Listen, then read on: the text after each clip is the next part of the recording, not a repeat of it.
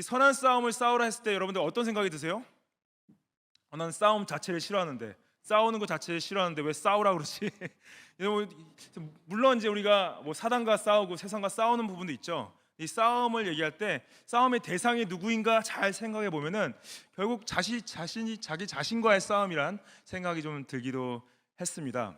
여러분들 싸움을 하는 스포츠들이 있죠. 저는 싸움을 하는 스포츠들을 그렇게 즐겨 보지도 않고 별로 그렇게 좋아하지도 않습니다. 세상에 뭐 복싱 같은 것도 이제 1대1로 싸우는 스포츠죠.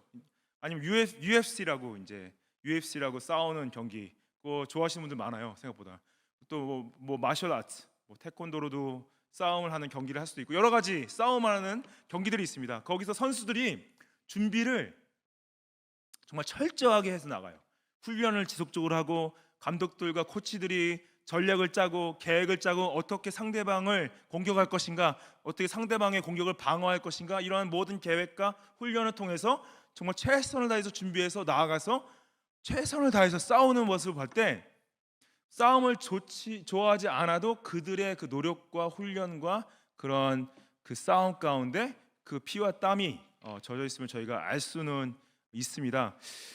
여러분들 저희가 디모데전서 시작하면서 제가 이 디모데전서를 설교하게 된 마음을 좀 설명드린 적이 있었는데요. 뭐였냐면은 사도 바울이 디모데를 예수님의 제자로서 훈련하는데 어떠한 부분을 어떻게 강조했냐라는 것을 보고 싶어서 이 편지를 택한 것을 제가 말씀을 드린 적이 있습니다. 이 디모데전서 어떻게 보면은 에베소 교회 아니면 교회 전체에 보낸 편지일 수도 있지만은 개인적으로 먼저 쓴 편지이죠. 바울이 디모데에게 개인적으로 쓴 편지인데 디모데가 그리스도의 제자로서 잘 세워지길 원하는 마음에서 썼을 거예요. 근데 반복적으로 싸워라라는 말을 해요. 싸워라, 선한 싸움을 싸우라라는 말을 하죠.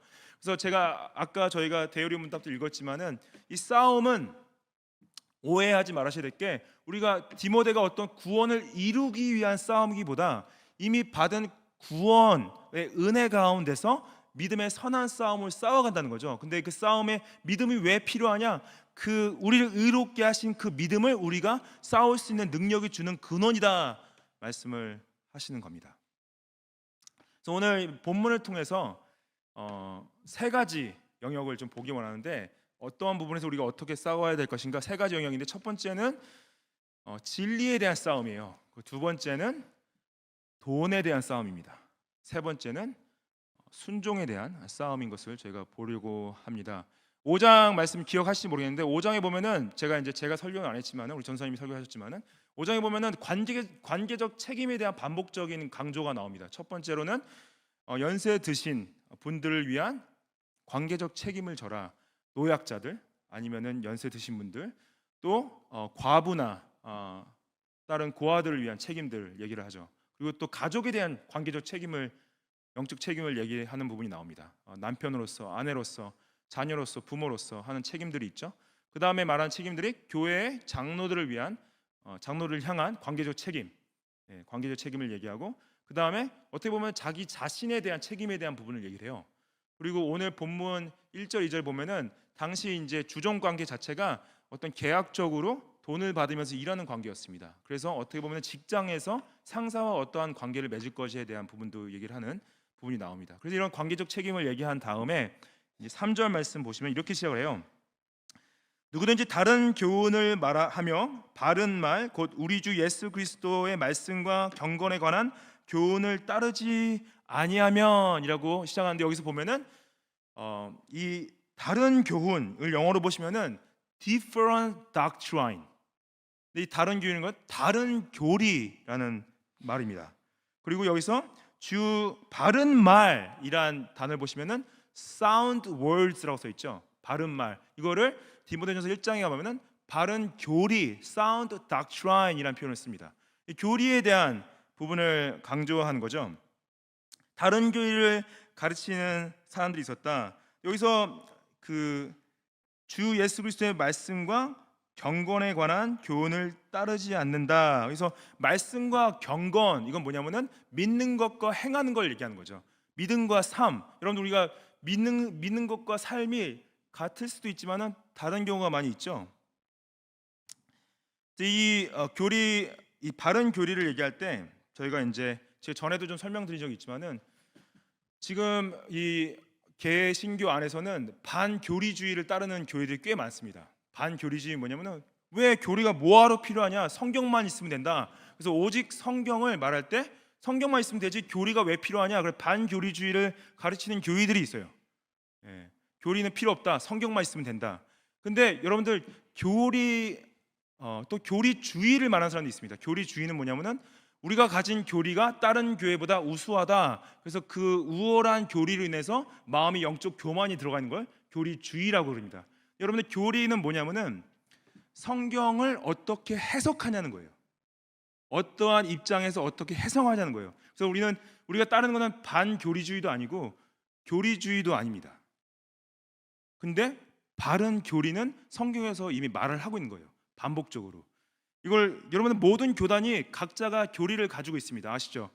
장로교도 교리를 가지고 있고 성공회도 교리를 가지고 있고 침례교도 교리를 가지고 있고 그리고 또 성당도 교리를 가지고 있고 모든 교단이 교리적 입장이 다 있어요.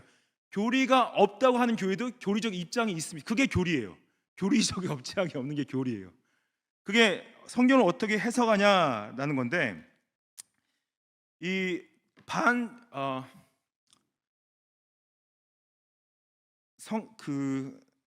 교회에 개혁이 일어났을 때 16세기 교회가 일어났을 때 그때 성당에서 천주교에서 가르치는 면죄부에 대한 교리가 있었습니다. 면죄부에 대한 교리가 뭐였냐면은 그게 저희가 지금 방금 읽었던 요리문답처럼 성당 천주교가 가지고 있는 요리문답이 있어요. 그 요리문답에서 면죄부는 이것이다 이렇게 설명합니다. 면죄부는 우리의 죄의 형량을 줄여준다 이렇게 표현해요. 우리의 죄의 형량을 줄여준다. 이게 그 요리문답이 있어요. 그래서 면죄부를 사면 이 산 면죄부를 통해서 우리의 죄의 형량이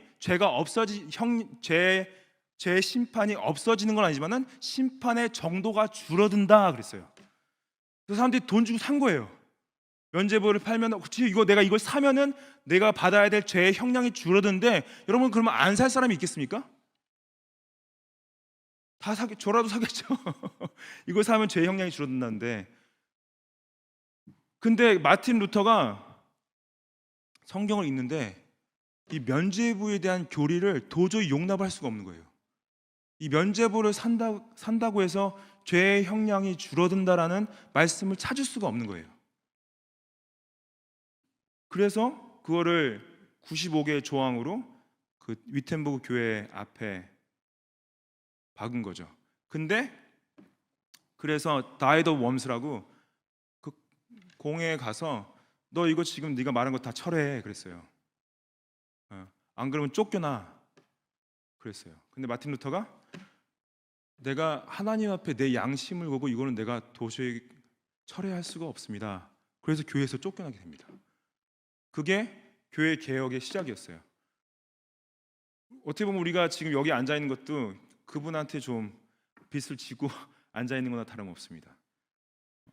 이 교리가 또 이제 신학자분들이 말씀하실 때 closed hand issue, 닫힌 손의 교리의 문제가 있고 열린 손의 교리의 문제가 있다고 얘기를 해요. 닫힌 손의 교리의 문제는 뭐냐면은 교회사 가운데서 이런 사람도 있었어요. 예수님이 죽었다 부활하신 게 아니라 약간 기절했다가 다시 깨어났다. 그거를 가르친 사람도 있어요. 영지주의자들. 그래서 무덤도 기절했다 깨어나서 예수님이 밀고 나온 것이다.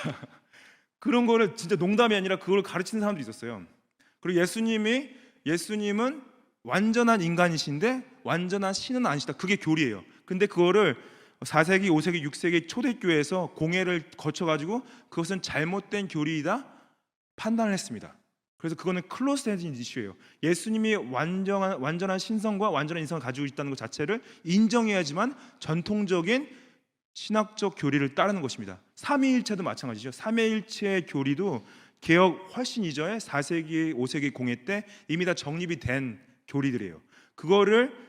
그것을 거부하고 변질돼서 뭐 하나님의 아들이신 예수님은 하나님보다 낮은 존재시다. 그러면 이단이 돼버리는 겁니다. 그래서 그런 이단들 교회들이 있잖아요. 몰몬교라든지 아니면은 여호와의 증인이라든지, 그분들을 왜 이단으로 하냐? 이 닫힌 손에 있는 교리적 해석들을 잘못 해석했기 때문인 거예요. 근데 성경에는 좀 열린 손의 교리적 문제들도 있습니다. 예를 들어서 이제 교회 정치에 대한 부분을 얘기할 때, 교회가 뭐 당회 정치를 할 것인가, 아니면은 뭐 공회 정치를 할 것인가, 아니면 목사 한 명이 할 것인가, 아니면은 뭐 여자 장로를 세울 것인가 안 세울 것인가, 아니면은 뭐 성찬에 대한 이해를 어떻게 해석할 것인가, 이런 것들이 약간 교단적으로 교리적으로 열린 손의 입장이라고 얘기를 합니다. 이게 뭐냐면은 동의하지 않은 거예요. 동의하지 않은 것을 동의한다. 그래서 교단이 나눠진 가장 큰 이유들은 이 열린 손의 신학적 교리들이 다 차이가 났기 때문에, 세례를 어떻게 이해하는 것이 달라서 장로교와 침례교가 갈라진 거예요. 예. 또 성경의 권위, 성경에 문제가 있고 오류가 있다 해서 자유주의적인 신학과 전통적인 보수 신학이 나눠지게 된 거예요. 자유신학도 신학적 입장인 거죠. 성경에 오류가 있다, 문제가 있다 하는 것도 신학적 입장입니다. 저희가 신앙 고백서라고 하는 장로교가 따르는 웨스트민스터 신학 고백, 이건 교리적 입장을 써놓은 거예요. 그래서 우리는 성경을 이렇게 해석합니다. 근데 이것은 이 신앙 고백서의 권위는 성경 밑에 있습니다, 얘기를 하는 거죠. 그래서 교리적 열린 손에 있는 교리적 입장이 다른 거는 괜찮습니다. 다른 입장을 가지고 있어도 괜찮아요. 뭐 근데 저희 이게 뭐 교회에서 장로교회에서 장로가 된다 그러면 이제 이 열린 이슈들에 있어서 장로교가 동의를 하셔야지 장로가 될 수 있겠죠. 근데 중요한 건 저희가 이제 이 닫힌 손에 있는 이슈들은 절대 저희가 합리화할 수 타협할 수 없는 거죠. 예수님이 하나님의 아들이 아니다라고 말하는 교리를 저희가 따라갈 수가 없는 거예요. 이 말씀을 잘못된 이 교리를 당시에는 전에도 설명드렸지만 영주주의라든지 아니면은 율법주의를 가르치는 사람들이 있었죠. 그들이 4절 말씀 보시면은 그는 교만하여 아무것도 알지 못하고 변론과 언쟁을 좋아하니 이로써 투기와 분쟁과 비방과 악한 생각이 났다. 그러죠. 그래서 이러한 잘못된 가르침을 가진 사람들이 뭐였냐면은 잘못된 걸 가지고 계속 언쟁하기를 좋아했던 거죠. 그리고 또 사람들을 나누고 비방하고.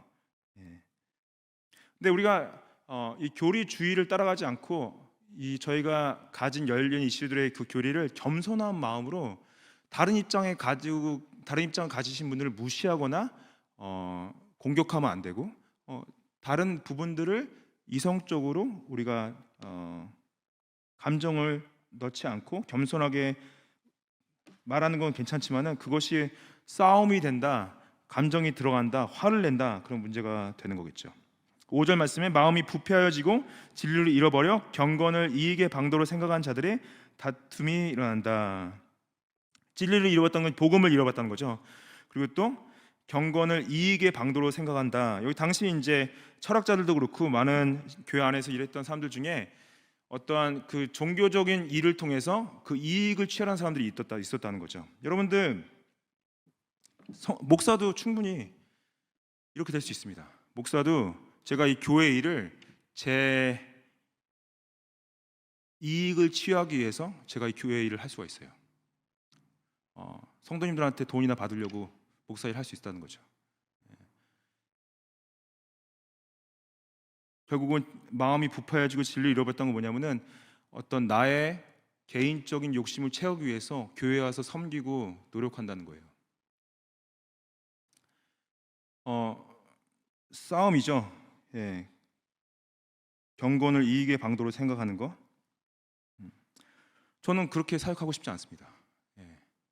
돈 때문에 사역하고 싶지 않습니다. 만약에 여러분들 보시기에 목사가 돈 때문에 사역하는 것 같다, 꾸짖어 주십시오. 책망해 주십시오.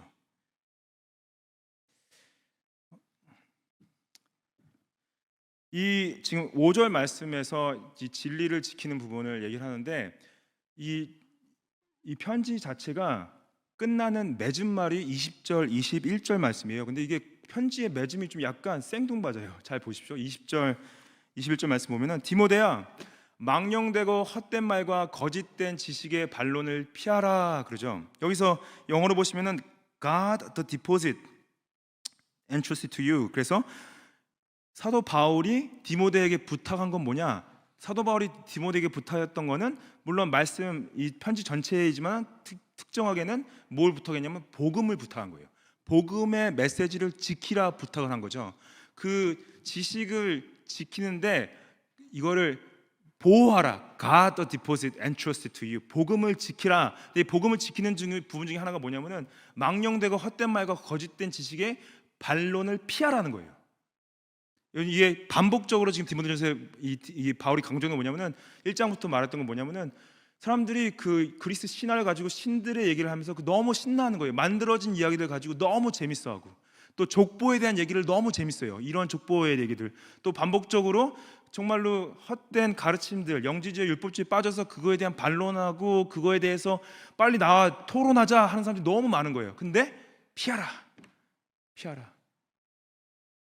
여러분들 제가 이런 말씀 드리면 지겨울 수 있어요. 요즘은 정말로 여러분들 저희의 영적인 승리와 실패는 얼마만큼 만들어진 이야기에 덜 빠지냐에 있습니다. 지금 쏟아져 나오고 있죠. 뭐 그냥 플랫폼 자체도 계속 만들어지고 있어요.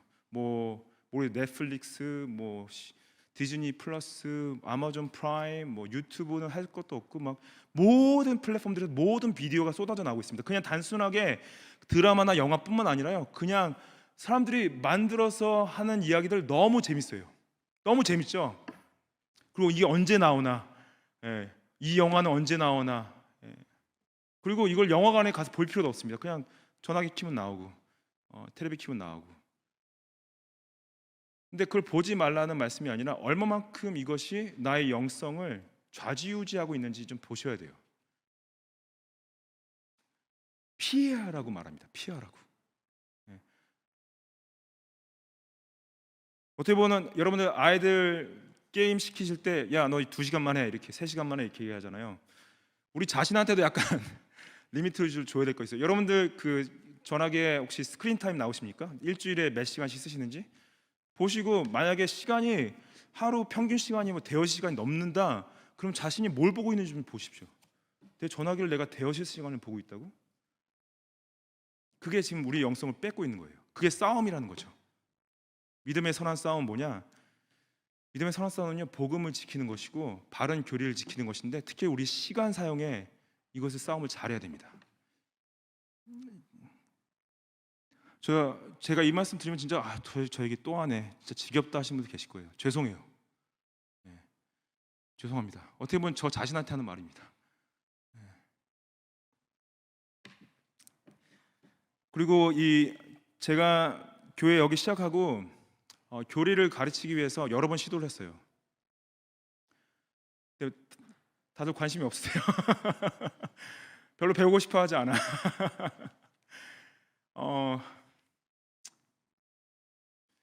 그래서 이번에 제가 이제 무슨 생각을 했었냐면은 교회 임직자 선거를 했을 때 임직되신 분들은 이거를 옵션으로 주지 말고 이걸 해야지 할 수 있게. 그래서 그거를 차라리 재직 세미나를 하루로 정해가지고 그냥 그날은 교리만 가르치자 생각을 했어요.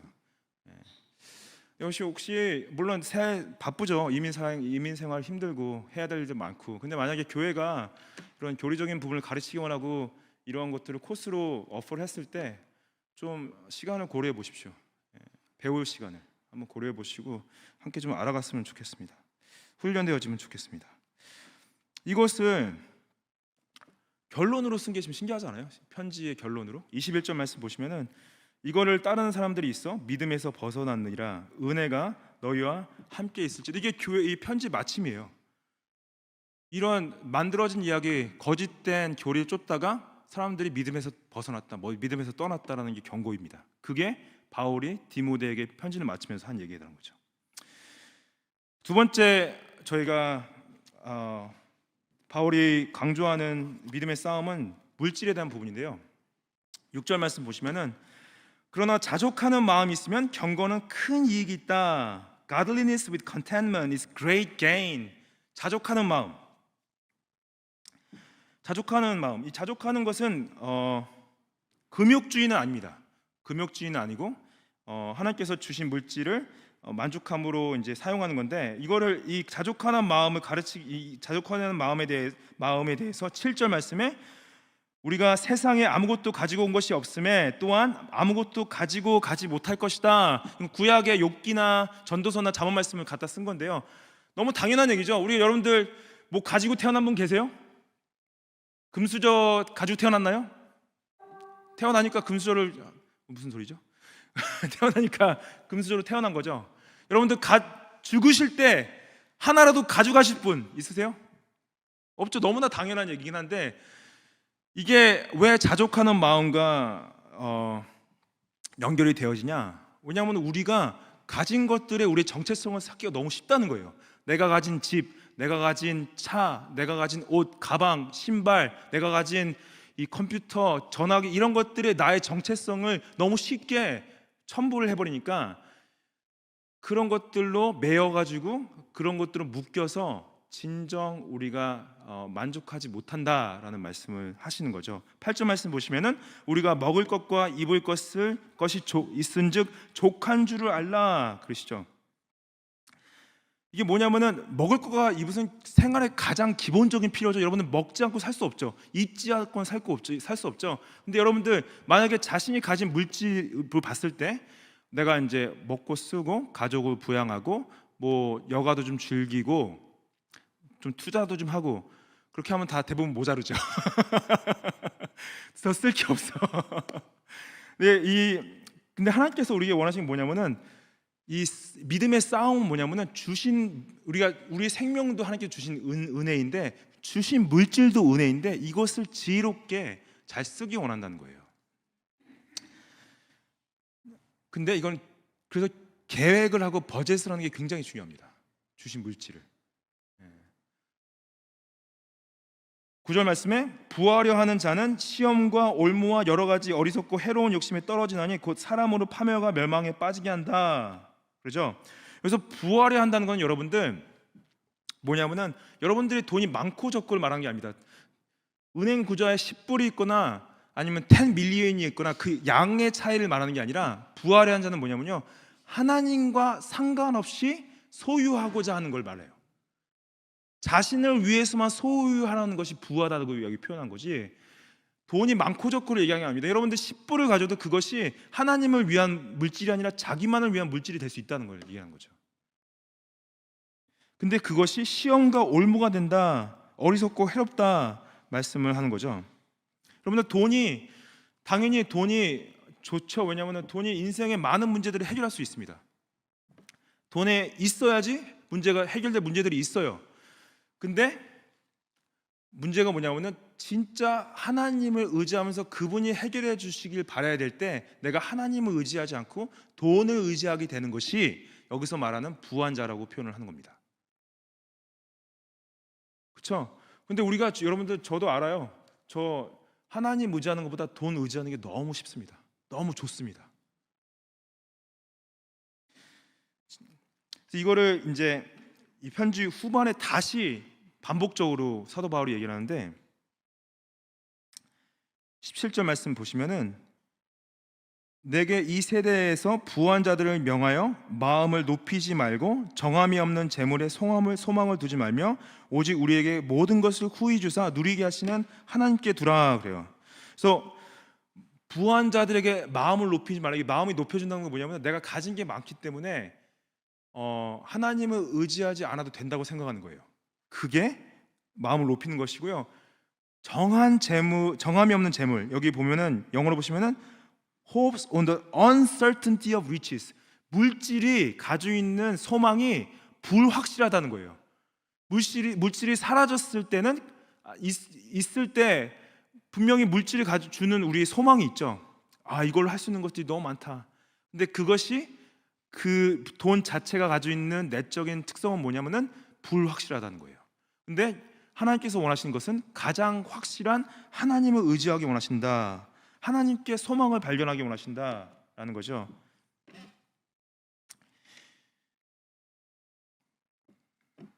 그리고 18절 말씀 보시면은 선을 행하고 선한 사업이 많이 하되 나누어 주기를 좋아하며 너그러운 자가 되라. 선을 행하라, 선한 사업을 하라. 이게 뭐냐면 나누어 주기를 좋아하라, 너그러운 자가 되라. 너그럽기 쉽지 않죠. 여러분들 우리 삶이 너무나 인색합니다. 주기가 너무 아까워요. 나누어 주기 너무 아깝고 너그럽기가 쉽지 않습니다.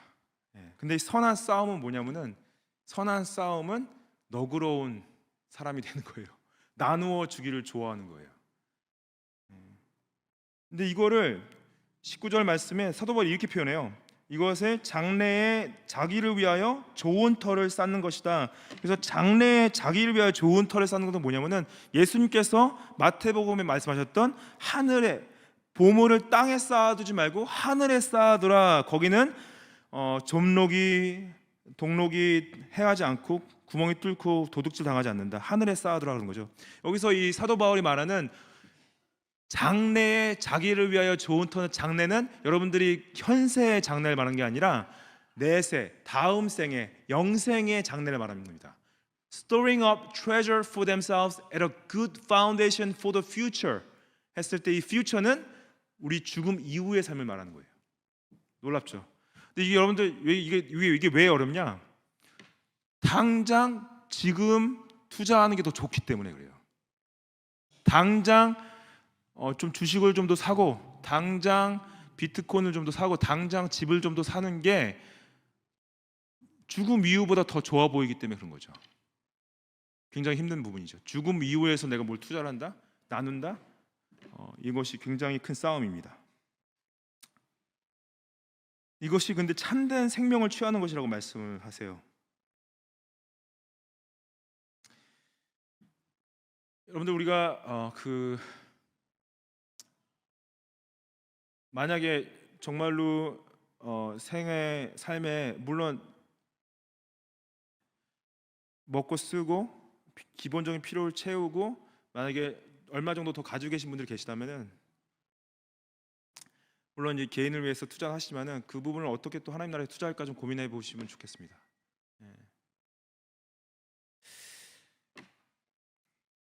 그게 싸움이란 거죠. 영적인 싸움. 그리고 또 여러분들 진짜 내가 먹고 쓰고 하는 것 자체도 모자라시면 더 힘들죠. 그것마저도 어떻게 하나님이 기뻐하시게 쓸 것인가 고민을 하셨으면 좋겠어요.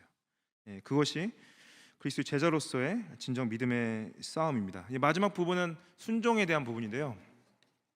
11절 말씀 보시면은 오직 너 하나님의 사람아 이것들을 피하고 의와 경건과 믿음과 사랑과 인내와 온유를 따르라. 믿음의 선한 싸움을 싸우라. 영생을 취하라. 이렇게 말씀하시는데 우리가 영생을 취하는 것은 뭐라고 말씀하시냐면은 하나님의 그리스도의 말씀에 순종하는 것이다 말씀을 하고 있습니다. 말씀에 순종하는 그 6가지를 얘기하는데요. 의를 따르라. pursue righteousness. pursue righteousness. 의로운 삶을 살아라. 그건 예수 그리스도의 의를 말하는 거죠. 우리 자신은 어떤 의도 없고 우리는 모두가 죄인인데 예수 그리스도의 그 십자가의 의를 그분의 의의 공로를 쫓으라. 그리고 pursue godliness. 경건을 쫓으라. 경건을 쫓는다는 것은 하나님의 성품을 닮아가라 하는 거고요. 믿음을 쫓으라 하는 것은 우리가 은혜로 받은 이 믿음을 붙잡고 선한 싸움을 싸우라 말씀하는 거고, 사랑을 쫓으라, 사랑을 따르라 했을 때는 우리가 하나님께서 우리를 당신의 아들을 주신 그 희생적 사랑을 따라서 하나님을 사랑하고 이웃을 사랑하는 것을 따르라. pursue steadfastness. 인내를 따르라는 것은 뭐냐? 어떠한 고난과 어려움과 괴로운 상황에서도 신실함을 저버리지 말고 낙심하지 말고 굴하지 말고 믿음을 지켜내라. pursue gentleness. 온유하라 하는 것은 예수 그리스도의 성품을 본받아서 그분을 여러분 온유한 게 굉장히 중요합니다. 우리 삶에 화가 너무 많아요.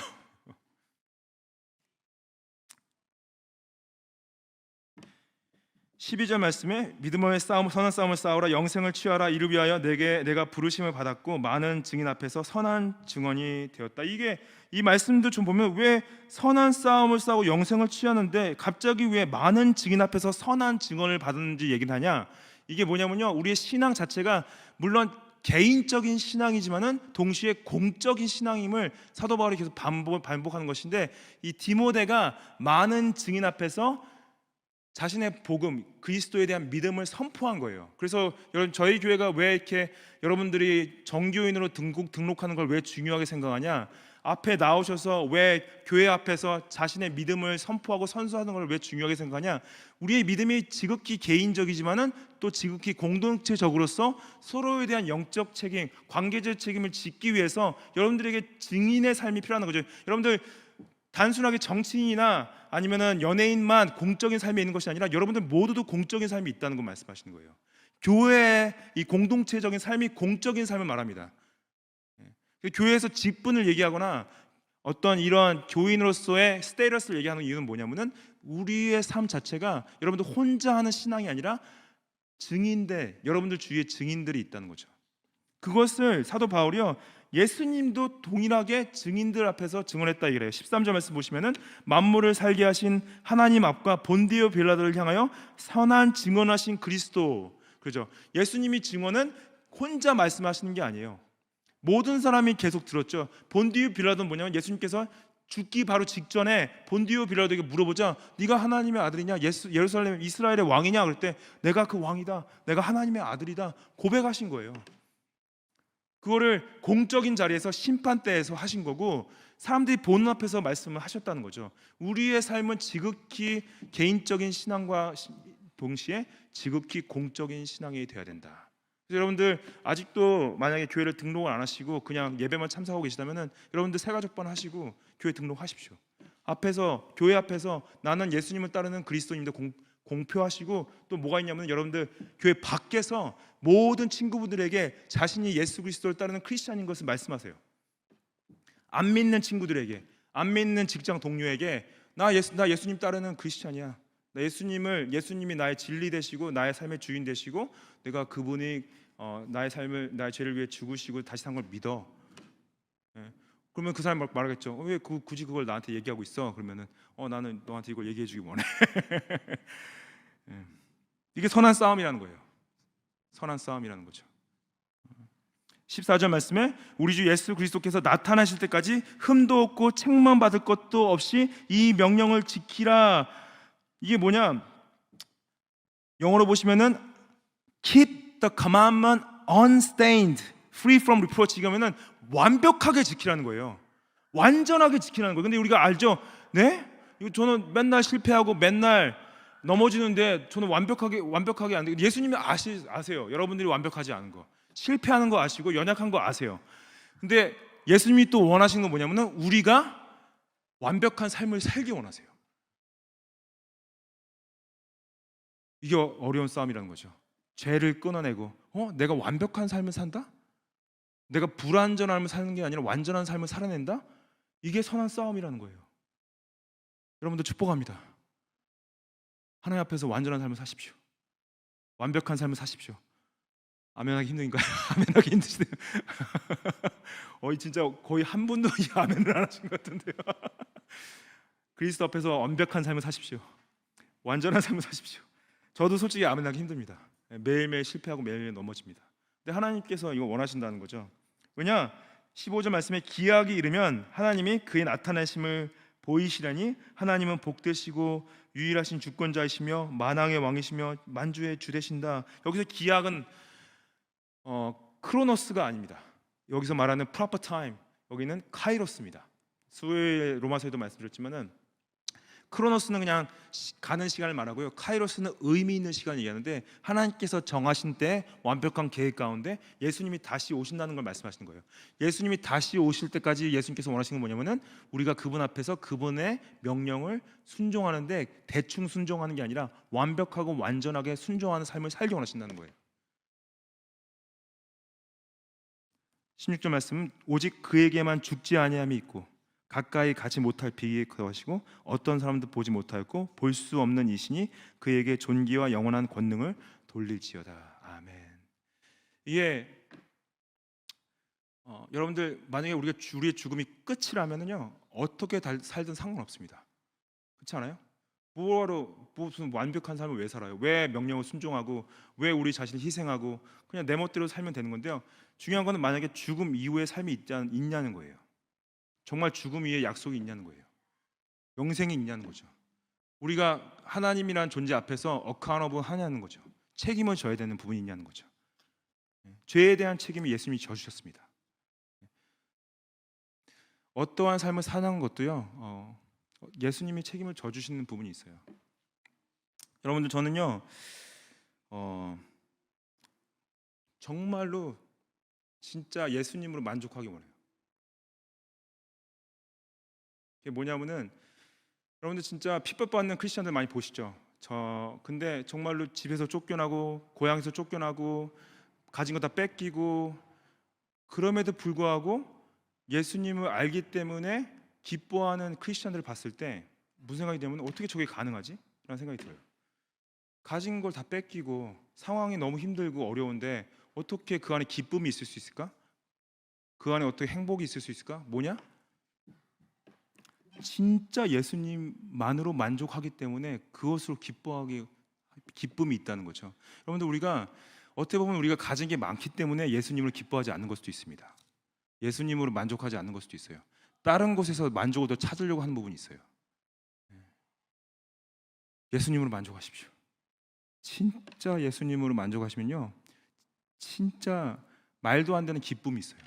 말도 안 되는 만족함이 있어요. 말도 안 되는 자족함이 있고 말도 안 되는 싸움이 있습니다.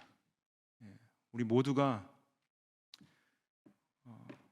선한 싸움을 싸워서 마지막에 주님 앞에 서서 다 같이 손 붙잡고 주님 앞에서 선하고 착하고 충성된 종아, 내가 너를 사랑한다, 우리 그 말씀 듣기 원합니다. 같이 기도하시겠습니다.